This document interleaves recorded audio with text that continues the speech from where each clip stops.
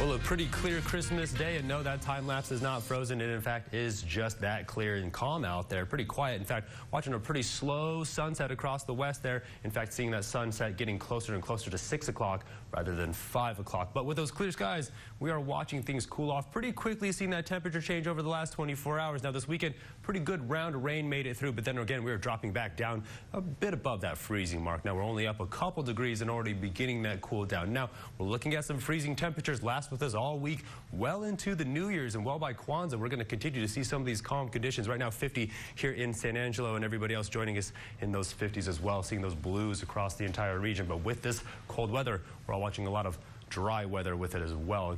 Seeing a lot of those colder temperatures off to the north, and that's where that cold weather is going to start coming from for the rest of the week. Believe it or not, we're going to see about a good 7 days in between storms, because the storm coming right behind us is pretty powerful. Again, talking about those dry conditions, looking at those relative humidity indices, nearly half where they were about this weekend. Around Friday, Thursday, they were up there near that 100% saturation point with a lot of those clouds, steady rain.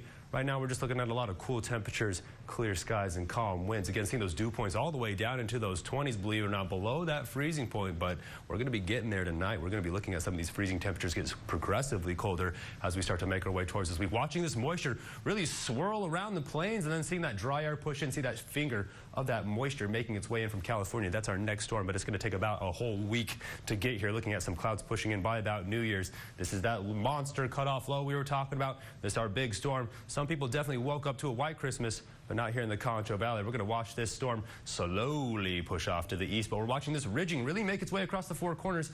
That's what's going to warm us up, but we're still holding on to a lot of those cold temperatures, so we're really just looking at a lot of clear skies, strong northwesterly winds, if that. And then again, we're watching that storm really kind of make its way in. Again, seeing that strong northwesterly flow again by Sunday, this could be our opportunity to see some inclement weather by New Year's, but I think starting off 2024, pretty calm as we start to see we're only about 6 days out, believe it or not. Still watching that moisture really wrap around the Midwest again, and then we're seeing that strong finger of the subtropical slowly work its way up from the south. Again, we've seen conditions like this more near the fall, if not the late summer, but look behind it off the west coast. That's one monster of a storm starting to pound the west coast. We saw about a good 18 inches from the last storm.